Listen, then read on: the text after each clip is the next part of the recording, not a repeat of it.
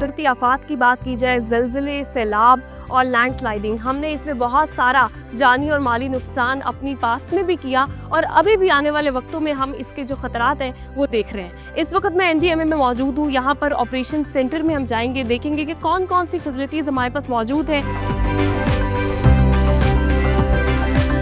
NDMA जैसा कि आपको पता है कि नेशनल डिजास्टर मैनेजमेंट अथॉरिटी, ये फेडरल लेवल पे एक एपेक्स बॉडी है जो मुल्क में आने वाले तमाम किस्म की आफात, खसूसन कुदरती आफात से निमटने के लिए हिकमत अमली बनाता है।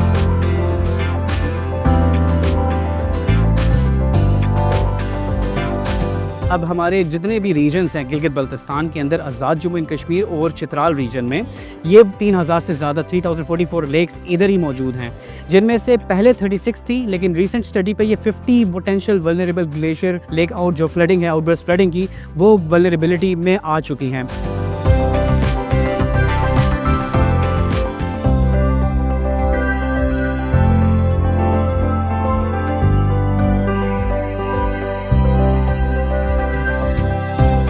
अस्सलामुअलैकुम, welcome to your zoom in with your host Ramin Mahmood. नाज़रीन, बदकिस्मती से पाकिस्तान ममालिक के लिस्ट में सरे फहरिस्त आता है। अनफॉर्चुनेटली अगर कुदरती आफात की बात की जाए, ज़लज़ले, सैलाब और लैंडस्लाइडिंग, हमने इसमें बहुत सारा जानी और माली नुकसान अपनी पास्ट में भी किया और अभी भी आने वाले वक्तों में हम इसके जो खतरात हैं वो देख रहे हैं। इस वक्त मैं एनडीएमए में मौजूद हूँ। यहाँ पर ऑपरेशन सेंटर में हम जाएंगे, देखेंगे कि कौन कौन सी फैसिलिटीज़ हमारे पास मौजूद हैं। अगर एनडीएमए के हवाले से बात करूँ तो अर्ली अलर्ट से लेकर डिज़ास्टर के बाद तक जो रिलीफ का सारा काम है उसमें इनकी कोऑर्डिनेशन होती है। तो आइए चलते हैं और आज एक्सप्लोर करते हैं।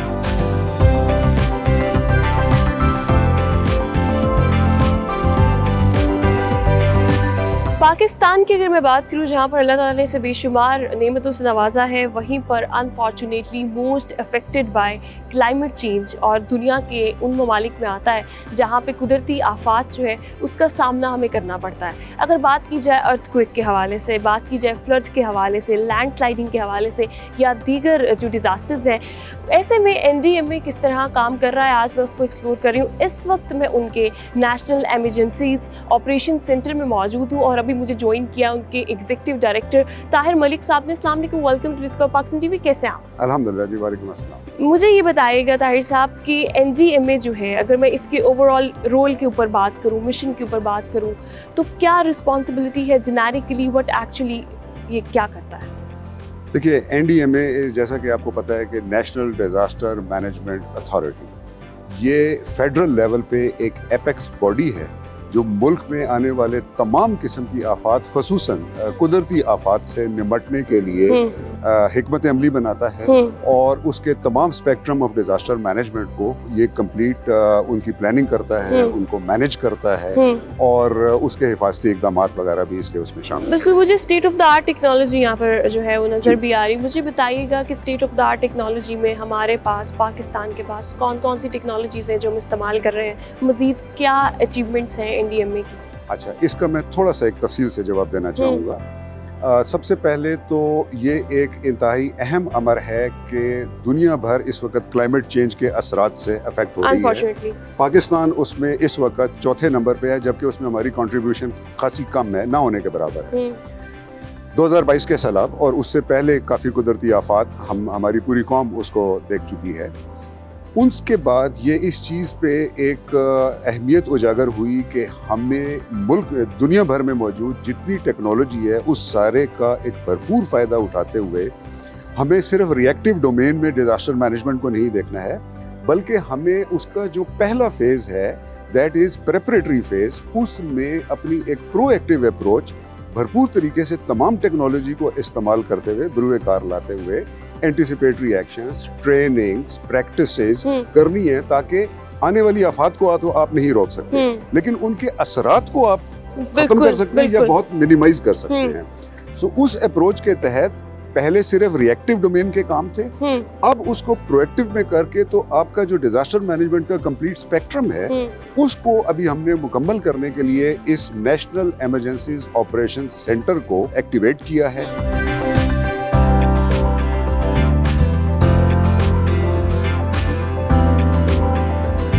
जब हम बात करते हैं अलर्ट्स के हवाले से, बहुत ज़रूरी होता है कि जब भी किसी डिज़ास्टर की बात की जाए तो जो लोग उससे इफ़ेक्ट हो सकते हैं उन तक वो तमाम मैसेजेस स्पेसिफिकली उनको बताया जाए कि वहाँ पे क्या ख़तरात हो सकते हैं, जिससे वो बच सके और अपनी भी हिफाजत कर सके, अपने इर्द गिर्द के लोगों की भी। हम बात कर रहे हैं NDMA के हवाले से। मुझे ये बताइएगा, अलर्ट्स की जब हम बात करते हैं, अभी आप मेरे पीछे स्क्रीन पे जो है हम ऐप आपको सारी ऑपरेट करके दिखाएंगे, आप उसको भी देख सकते हैं।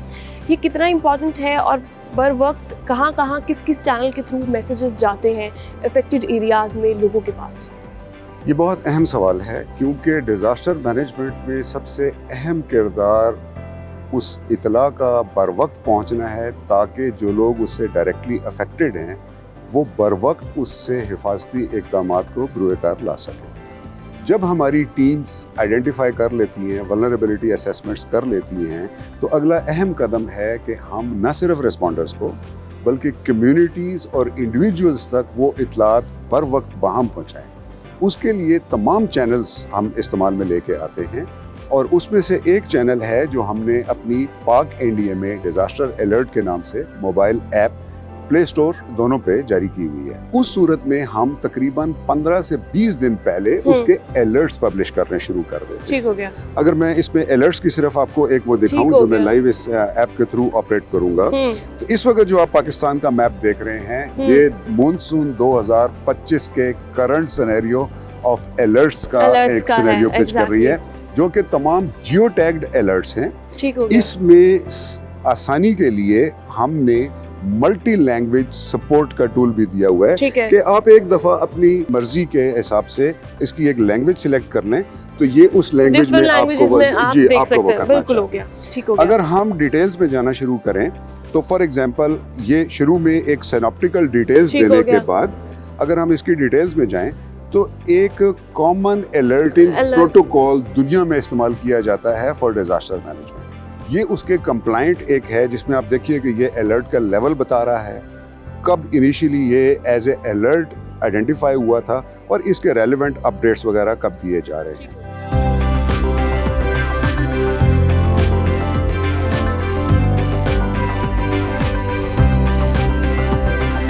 जब भी हम बात करते हैं पाकिस्तान के हवाले से, तो अनफॉर्चुनेटली पाकिस्तान क्लाइमेट चेंज से सबसे ज़्यादा अफेक्टेड कंट्री है, 4th नंबर पे आता है। उस हवाले से डिज़ास्टर मैनेजमेंट में क्या पॉलिसी मेकिंग की जाती है, रिसर्च जो है स्पेसिफिकली थिंक टैंक की अगर बात करूं, अभी हम वो बात करने लगे कि बेसिकली रिसर्च और फिर ट्रेनिंग ऑफ द स्टूडेंट्स किस तरह तैयार किया जाता है किसी भी डिज़ास्टर के लिए। यहाँ पर मौजूद लोगों को मुझे भी ज्वाइन किया है, इनको सारा जो ओवरऑल इसको देख रहे हैं वसीम अहमद साहब ने। अस्सलाम वालेकुम, वेलकम टू पाकिस्तान TV। कैसे हैं? थैंक यू जी, अल्लाह।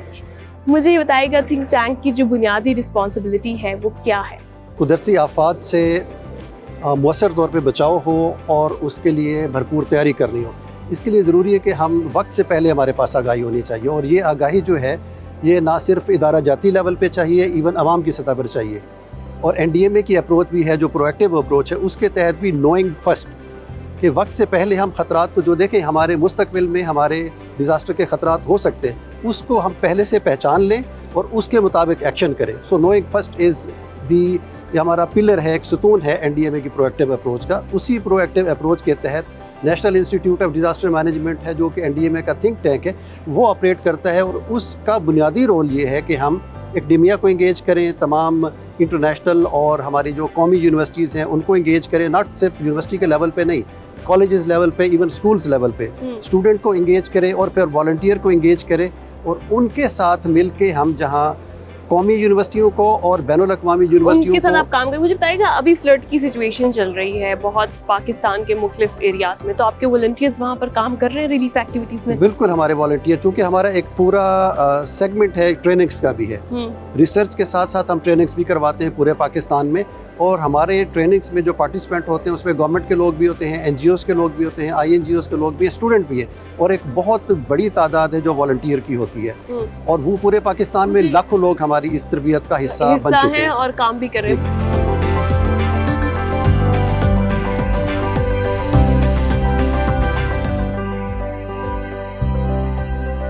बदकिस्मती से पाकिस्तान 4थे नंबर पे आता है ऐसी कंट्रीज़ की फहरिस्त में जो कि क्लाइमेट चेंज से मोस्ट अफेक्टेड है। हम फ्लड्स की बात करें, अर्थक्वेक की बात करें, लैंडस्लाइडिंग की बात करें, कहत की बात करें, खुश्क साली की बात करें, कोई भी ऐसी, मेरे ख्याल से you name it and we have it. So unfortunately इसको अर्ली डिटेक्शन में अगर बात करूँ, अर्ली प्रिवेंशन, और फिर उसके बाद डिज़ास्टर के टाइम पे कैसे इफ़ेक्ट करना, उसके बाद रिस्पॉन्ड कैसे करना है, रिलीफ क्या है, ये सारी चीज़ें NDMA जो है वो इसको कोऑर्डिनेट करता है डिफरेंट इदारों के साथ मिलके, DDMA, PDMA and then NDMA। मैं भी उसके जो टेक अर्ली वार्निंग का सेक्शन है उसमें मुझे भी ज्वाइन किया है डॉक्टर तैयब ने। मैं उनसे बात करूँगी, उनसे पूछूंगी कि अर्ली वार्निंग्स जो हैं वो किस तरह से दी जाती है। लेकिन सबसे पहले अस्सलाम वालेकुम, मेरा जो आपसे सवाल होगा वो ये होगा कि क्लाइमेट चेंज पाकिस्तान का, उसको एक्सप्लेन करें। अगर हम पाकिस्तान की जोग्राफिकल कन्फिग्रेशन देखें, यानी ख़त्ते अर्थ पे कहाँ पे पाकिस्तान मौजूद है, तो अगर आप देखें पाकिस्तान एक ऐसी जोग्राफिकल कन्फिग्रेशन है कि हम यूरो एशिया का पार्ट है, यानी दुनिया का सबसे बड़ा जो कॉन्टिनेंट है दैट इज़ इन एशिया। और ये एशिया भी कनेक्टेड है यूरोप के साथ, यानी इसको पूरे मैस को हम यूरेशिया कहते हैं, यानी Pakistan is a part of that Eurasia. And then हमारे साउथ पे हम अराउंड 1050 किलोमीटर का एक कोस्ट लाइन रखते हैं with the world's largest water body, क्योंकि अरेबियन सी है, then we have the Indian Ocean, and Indian Ocean के साथ tropical and the equatorial Pacific ocean है। यानी पाकिस्तान एक बड़े वाटर बॉडी को डिस्कनेक्ट कर रहा है with the biggest land mass. What is happening in the land surface temperature? Pakistan unfortunately again खित्ते अर्थ के उस कॉन्फ़िगरेशन उसकी ऐसी है कि हमारी नॉर्थ के ऊपर 7000 से ज़्यादा मेजर ग्लेशियर्स हैं, और अगर माइनर और मेजर ग्लेशियर्स को मैं कंबाइन अगर इसकी मैं आपको क्वांटिटी बताऊं तो 13,500 टोटल ग्लेशियर्स हैं। ये रूफ ऑफ द वर्ल्ड भी कहलाते हैं, ये बिगेस्ट माउंटेन रेंजेस यहाँ पे समाई हुई हैं। सेकेंडली जो ये ग्लेशियर्स हैं अनफॉर्चुनेटली ये 4 से 5 डिग्री सेंटीग्रेड टेम्परेचर वेरिएशन की वजह से ज़्यादा इससे मेल्टिंग हो रही है, यानी एक साइड से आपकी मेल्टिंग और दूसरी साइड से आपका ओशन को गर्म होना। मुझे ये बताएगा NDMA को पता है कि कौन से सेंसिटिव एरियाज हैं, पॉइंट्स हैं जो कि आपके पास वो रिसर्च है दैट 6 और 7 पॉइंट्स की भी मैं बात की जाए, फलां जगह पे बात की जाए जो कि इम्पॉर्टेंट है या वहाँ से जो है वो हमें हमेशा खदशा होता है, वो कौन से पॉइंट्स हैं? Madam there are number of different hotspot regions, और वो हॉटस्पॉट रीजन्स रिलेट करते हैं किस हैजर्ड की बात कर रहे हैं। अगर मैं बात करूं जी, अब अनफॉर्चुनेटली विदन फ्लड पाकिस्तान में 9 वेरिएशंस है फ्लड की। It is not only the riverine flood, यानी दरियाई रास्तों वाला फ्लड नहीं है, हमारे पास फ्लैश फ्लड है जो माउंटेनियस टेरेन्स में होता है, टोरेंशियल फ्लड है यानी बहुत तेज बारिश हो जाना, क्लाउड बर्स्ट का इवेंट यानी ऐसे डेंस क्लाउड्स जो कि एक ही रीजन पे लोकलाइज रीजन पे बहुत मैसिव बारिश। इसके अलावा madam we have the slippage, glacier lake outburst flooding है, पेलुवियल फ्लडिंग यानी रेन इंड्यूस्ड फ्लडिंग भी है, फ्लूवियल फ्लडिंग यानी फ्लड रिवराइन फ्लडिंग का भी टाइप है, कोस्टल फ्लडिंग यानी हमारे जो सी से कोस्टल स्टॉर्म सर्जेस होते हैं, एंड देन हिल टोरेंट्स की एक्टिवेशन यानी, and then urban flooding and local inundation, यानी 7 से 8 डिफरेंट फ्लडिंग्स है। बात की जाए अगर एक variant glacier lake outburst flooding की, तो नॉर्थ रीजन में जो हमारा गिलगित बल्तिस्तान एंड खैबर पख्तूनख्वा का चित्राल रीजन है, इनमें मुख्तलिफ वल्नरेबल पॉइंट्स हैं, अराउंड 36 ऐसे एरियाज हैं जिनको पोटेंशियली वल्नरेबल कहा जाता है कि खुदा न खास्ता वहाँ पे ग्लेशियर लेक आउटबर्स्ट फ्लडिंग हो सकती है। इसमें हमारे पास सबसे इंपॉर्टेंट जिस तरह बदस्वात का ग्लेशियर गिजर के अंदर हो गया, हमारे पास रेशून ग्लेशियर चित्राल का हो गया, we have a number Chantar glacier है, बूनी ग्लेशियर हो गया, and then Shigar Shyok, Baltoro and number of other. मुझे बताइएगा, हम लोग जब बात करते हैं ग्लेशियर आउटबर्स्ट की, व्हाट इज इट? अगर आप हमारी नाज़रीन को बताना चाहें, और साथ क्लाउड बर्स्ट हमने बहुत ज़्यादा रिसेंट टाइम्स में सुना, सो ये क्या प्रोसेस है, व्हाट इज इट?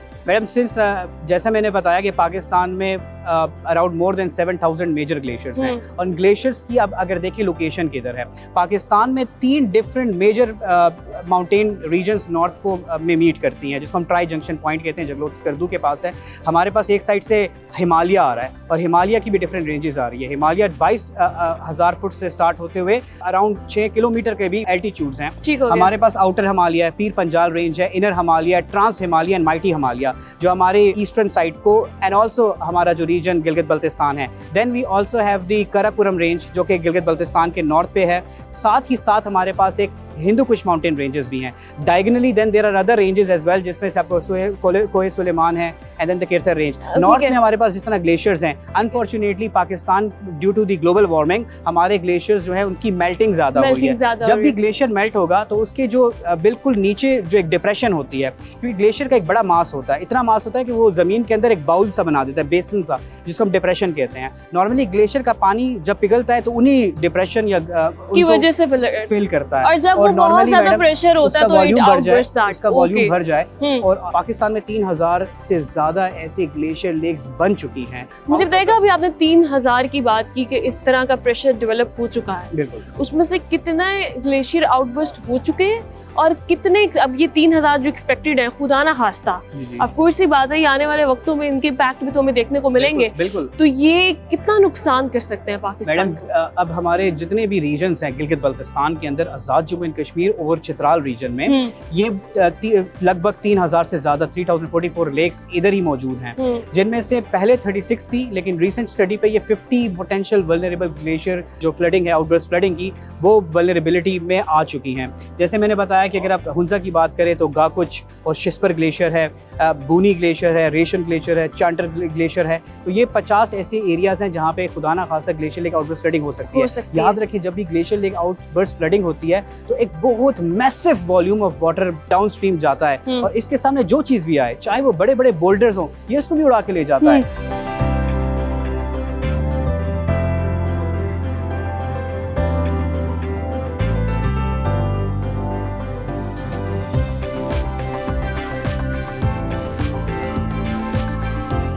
हम किसी भी कुदरती आफात के हवाले से बात करें या फिर नेशनल इमरजेंसी की बात करें तो बहुत ज़रूरी होता है, अहम किरदार अदा करता है मीडिया इसमें, कि जब भी कोई आफत आती है, अर्थक्वेक की बात करें या सैलाब की बात करें, लैंडस्लाइडिंग के हवाले से, डिफरेंट जो चीज़ें हैं उसमें मीडिया का जो रोल है वो बहुत क्रूशल है, बहुत इम्पॉर्टेंट है। अपडेट्स कि किन किन इलाकों को अफेक्ट कर सकता है सैलाब, या फिर ज़लज़ला जो है वो किन किन एरियाज़ में एक्सपेक्टेड है। यूँ तो अगर मैं बात करूँ तो ज़लज़ला एक्सपेक्ट करना पॉसिबिलिटी नहीं है, अभी हमारे पास वो उस तरह से नहीं, लेकिन सैलाब की स्पेसिफिकली अगर मैं बात करूँ तो उसकी पहले की अपडेट्स, फिर ड्यूरिंग डिज़ास्टर कि आपको किस तरह से एक्ट करना है, आपको क्या करना है, अपने इर्द गिर्द के लोगों को किस तरह बचाना है, खुद को किस तरह बचाना है, और उसके बाद का जो रिलीफ है, तो उसमें मीडिया की इन्वॉल्वमेंट बहुत ज़रूरी है। NDMA मीडिया के साथ मिलकर क्या एक्टिविटीज़ करता है उस पर बात करेंगे। अभी मुझे ज्वाइन किया है ज़रगाम निज़ाम साहब ने। अस्सलाम वालेकुम, welcome to discover Pakistan TV। कैसे आप? बहुत बहुत शुक्रिया आपका, मुझे आपने मौका दिया डिज़ास्टर रिस्क कम्युनिकेशन की बात करने के लिए। सबसे पहले मैं समझता हूँ कि अगर आप आफात से पहले एक अर्ली वार्निंग को अगर प्रॉपरली उसको आप कंडक्ट कर सकते हैं तो वो बहुत एक अच्छा रद्द-ए-अमल होता है कीमती जानों को बचाने में। अब फंक्शनैलिटी ऐसे है कि किसी भी आफात से पहले हमारी जो टेक्निकल टीम है वो जब भी कोई अलर्ट, कोई भी एडवाइजरी या मौसमी सूरत हाल जारी करती है तो उसको हम टिकर्स और प्रेस रिलीज़ की फॉर्म में अपने मीडिया से शेयर करते हैं ताकि वो आवाम तक पहुंच सके और आवाम उससे रसाई हासिल कर सके।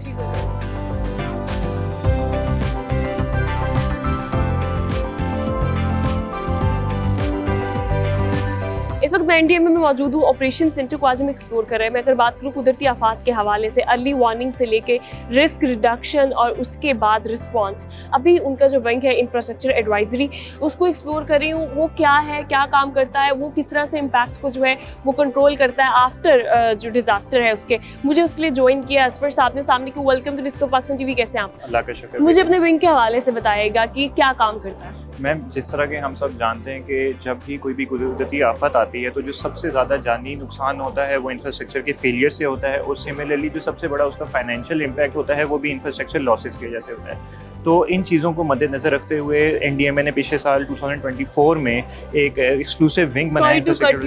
इंफ्रास्ट्रक्चर के हवाले से अगर मैं बात करूं तो अनफॉर्चुनेटली बहुत सारे जो रिवर की स्पेसेस हैं उसके ऊपर हमें हाउसिंग सोसाइटीज और फिर घर और रेस्टोरेंट्स मिलते हैं, तो आप उसके साथ जो है हम ऊपर उसको भी specific- दैट इज सब ब्रांच, क्योंकि हम ये जिस तरह जो इंक्रोचमेंट एरियाज होते हैं उसको केटर फॉर करते हैं और हम उसके हिसाब से गाइडलाइन पॉलिसी गाइडलाइंस बनाते हैं कि हम क्या कहते हैं कि हम फ्लड मैपिंग लेते हैं और फ्लड मैपिंग को कंस्ट्रक्शन फुटप्रिंट्स के साथ ओवरलैप करते हैं। वंस इट इज़ ओवरलैप तो वो एरियाज हाईलाइट हो जाते हैं जहाँ इंक्रोचमेंट होती है। फिर वो फर्दर हम प्रोविंशियल गवर्नमेंट जो होती हैं उनको वो इन्फॉर्मेशन इंटीमेट करते हैं ताकि उन्हें टाइमली इवैक्यूएट किया जाए।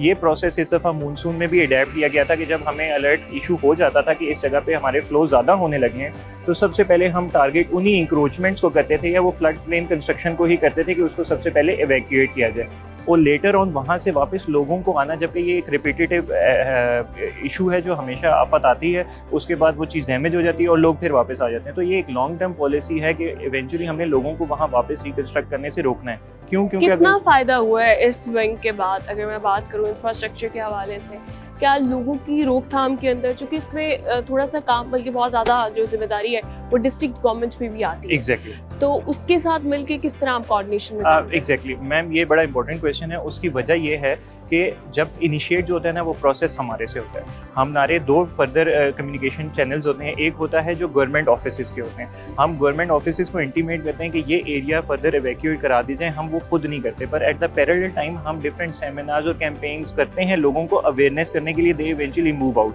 पर जब खतरा बढ़ जाता है तो eventually the government has to step in और प्रोविंशियल गवर्नमेंट्स होती हैं वो उसको करती हैं। और इसका जहाँ तक बात की जाए पिछले साल का आप मानसून देख लें और अल्हम्दुलिल्लाह इस दफ़ा भी जो सिनेरियो से उसके हिसाब से उनको देखते हुए हमने बहुत ज़्यादा केटर फॉर किया हुआ है डैमेजेस को कि वो एक्सपोनेंशियली ज़्यादा हो सकते थे, जबकि अल्हम्दुलिल्लाह इस दफ़ा काफ़ी कंट्रोल्ड है।